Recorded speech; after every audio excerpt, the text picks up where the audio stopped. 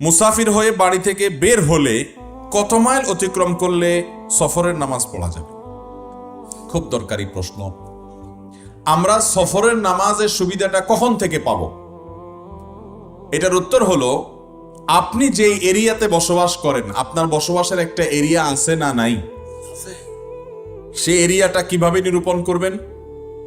ধরুন আপনি একটা সমাজে বসবাস করেন, এই সমাজের একটা মানুষের সামাজিক যে প্রয়োজনগুলো আছে এগুলো পূরণ করার জন্য যা যা দরকারি সবগুলো মিলে একটা এরিয়া। ধরুন কথার কথা একটা ইউনিয়ন অথবা একটা থানা।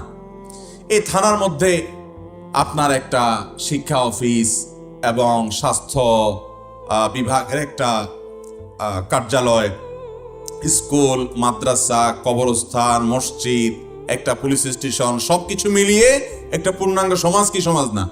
অতএব এই এরিয়া থেকে যখন আপনি বের হয়ে নতুন আরেক এরিয়াতে ঢুকে যাবেন, যে সেটা আরেকটা সমাজ, তখন থেকে আপনার সফরের সুবিধা আপনি পাওয়া শুরু করবেন। ধরুন কেউ চট্টগ্রাম সিটি কর্পোরেশনে থাকেন, তো গোটা সিটি কর্পোরেশনের একজন নাগরিকের যত সুযোগ সুবিধা আছে সবগুলো মিলে একটা সিটি কর্পোরেশন।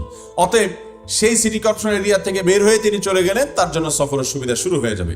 ঢাকা এখন 2টা সিটি কর্পোরেশন হয়ে গেছে। এই জন্য আমার কাছে যেটা মনে হয় যে ঢাকা দক্ষিণ উত্তর এক সিটি কর্পোরেশনের মানুষ যখন অতিক্রম করে তখন উত্তরবঙ্গে কেউ যাচ্ছে, দক্ষিণ সিটি কর্পোরেশন থেকে যে উত্তরবঙ্গে যেতে তিনি উত্তর সিটি কর্পোরেশনে ঢুকে পড়েছেন, তাহলে তিনি তার এরিয়া ক্রস করেছেন। অর্থাৎ যার এরিয়া ক্রস করে বের হয়ে গেলে তারপর থেকে কি হবে? সফরের নামাজের সুবিধা শুরু হবে।